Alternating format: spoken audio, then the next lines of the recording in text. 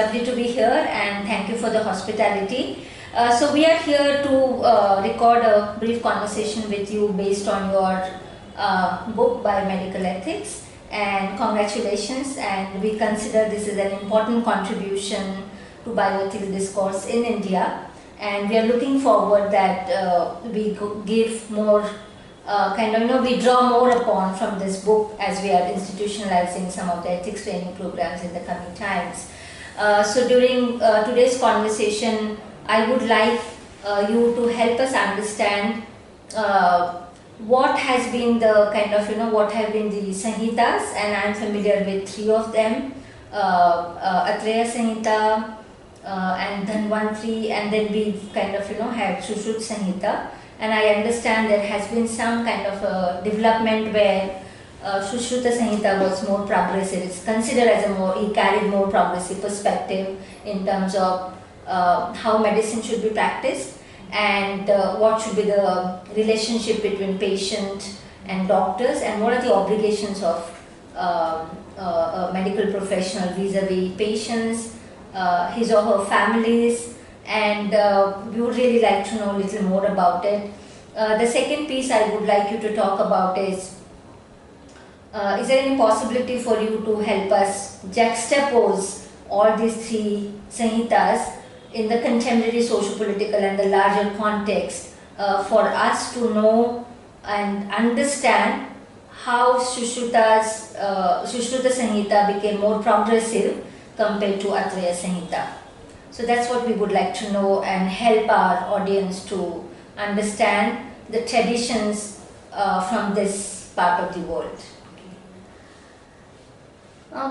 Thank you, Sunita. I have mentioned some of the traditions of medical ethics from this part of the world in the book. And to answer some of your questions, I think the Vedas, the Atharva Veda, the old Vedas, which are sometimes located at around 8000 BC, they contain some philosophy and some teachings around medicine, health, and these include attributes of a doctor and teachings, ethical teachings of how one should conduct themselves in a doctor-patient relationship. But these early teachings are actually hard to interpret, because they were written at a time when the context was different. It was healing was more in the realm of magic and religion, and so there was a confluence of all these understandings that merged into the art of medicine as it was practiced at that time. Now, with the later teachers of the early Vedic period, that is, here we are talking about Atreya, Dhanvantri, Bela, Kashyapa. These teachers interpreted those early teachings of the Vedas, and they brought to it a clearer understanding, because here was a time when they were actually listing out medications, lists of things that would be taught to the next generation. It was a more time of rational thinking, bringing in understandings of science of the time, which was around now, I would say, 1000 years BC. So the teachings of the compendiums and the Samhitas of Atreya were actually much clearer in their interpretation of what was earlier taught, and they brought with it a rational basis for recommending treatments. Alongside of that, they always mentioned and gave a lot of emphasis to the character of the physician and the teaching of ethical practice as part of healing, as part of the teaching of healing, the importance that was given to medical ethics or ethical behavior of the practitioner. Now, Charaka Samhita and Sushruta Samhita are compendiums of the teachings of the practice of medicine, the way that it was done at the time of Charaka, that is close to 1800 years BCE, and Sushruta, which was even closer to 100 or 200 years BCE. In the Charaka Samhita, the emphasis is on the character of the physician, because he emphasizes the unequal nature of the doctor-patient relationship and the need for a kind of paternalism and a paternalistic approach in the practice of medicine. So the patient comes to the relationship and submits himself to the doctor's care, and the doctor has to take on this role of protection and care, and be ethically correct in his behavior towards the patient, or take a role of a caregiver or protector. There are two views that come up in this comparing Charaka Samhita to Shushruta Samhita. At the time of Kashyapa and Charaka, they felt that even revealing to the patient what was wrong with him, this kind of disclosure might harm the patient. So, giving the patient this understanding, they felt might not be in its best interest. But this changed slightly in the Shushruta Samhita, where there was an emphasis on truth and disclosure to the patient. Now, this could be because Shushruta was a surgeon, and he had to probably had to disclose to the patient what was wrong and what he was going to do to the patient. And so maybe this understanding of the need for disclosure and truth happened at that time because of the nature of his work, which was surgical. This could well be. At the time of Shushruta and Charaka, there were also simultaneous advancements in the understanding of the healing arts across the world. There was also the expansion of knowledge and sharing of knowledge and a listing of herbs and medications and treatments, and this sharing of knowledge came also with a sharing of an understanding of who a good doctor is, and sharing of ethical values and understanding of ethics. And so they learned from each other. The Chinese, the Arab practice of medicine, the Chinese, and even the Middle Eastern medical ethics blended there in their understanding of what are the duties of a doctor, and what are the role of the doctor, and the role and the expectations of society from a medical professional. That came from that time. I was also trying to find out why Charaka Samhita, Shushruta Samhita is considered more progressive. So one explanation that I gather from what you just said is the nature of his work, and probably the way the knowledge around the world was evolving, and the nature of knowledge. And I would like to know if there's any understanding that we can draw upon what was the larger socio-political context during that period, and do you think that might have informed why that change happened in his perspective vis-a-vis what the ethics obligations of medical practitioners ought to be in relation to patients and their families? If there's any understanding around that time. So one is really in the microcosm of his own profession. Yes. So that's to me it's a microcosm, yes, right? Yes. But what was the macro context that might have informed? Yeah, I think this is an important point.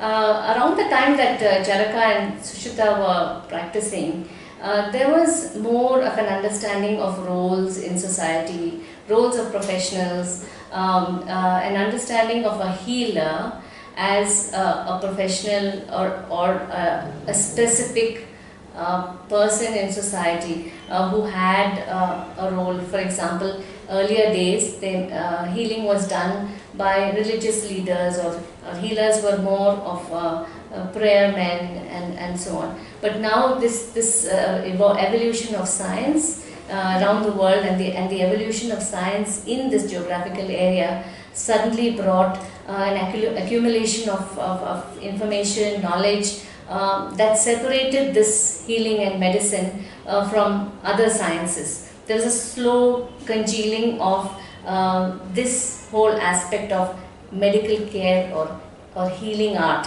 which was then placed within the medical practitioner and his group.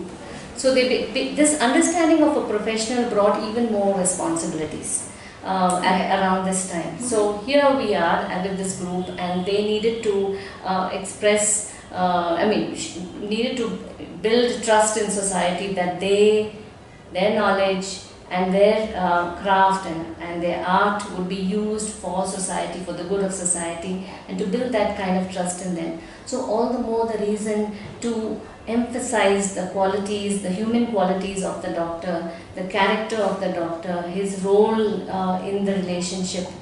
And so much so that Charaka even drew up an oath of initiation, so that his students at the end of their training, when they were ready to go out into the world as practitioners, they had to take this oath in front of society to say that they would adhere to these high standards of character and behavior, so that they would get this trust from society.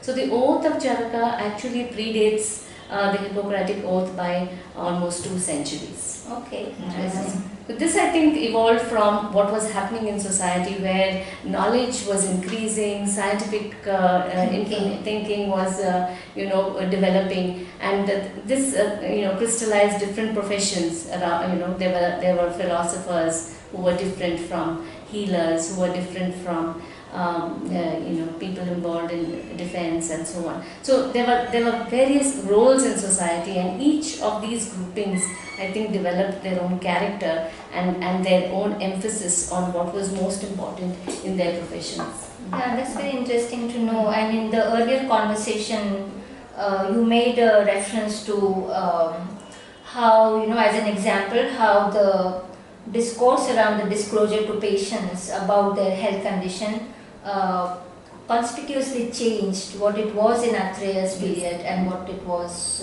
in Shushruta's period. And I thought that could be treated as a case example as how the evolution took place. And it was very helpful to know the reasons why that progressive perspective came into Shushruta Samhita's or Shushrutas thinking.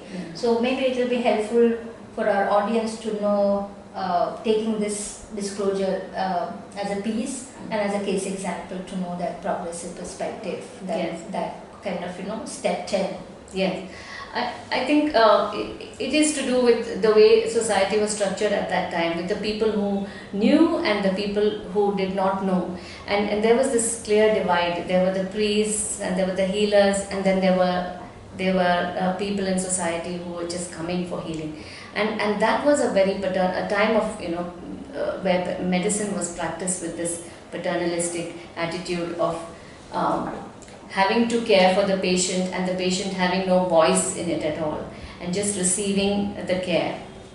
So now, at a later time, when people were more, when knowledge began to spread to people, and they began to have some understanding of their own on science, on history, on the humanities, and they too were beginning to see that there was a need to include this kind of dialogue with patients. And so I think at that time, the time of Charaka and Sushruta, this question arose: should we tell? Should we share? What apart from confidentiality, this is about disclosure. How much can we disclose to the patient? Should we disclose? And this could come only in an environment where the patients were able to understand and receive this information.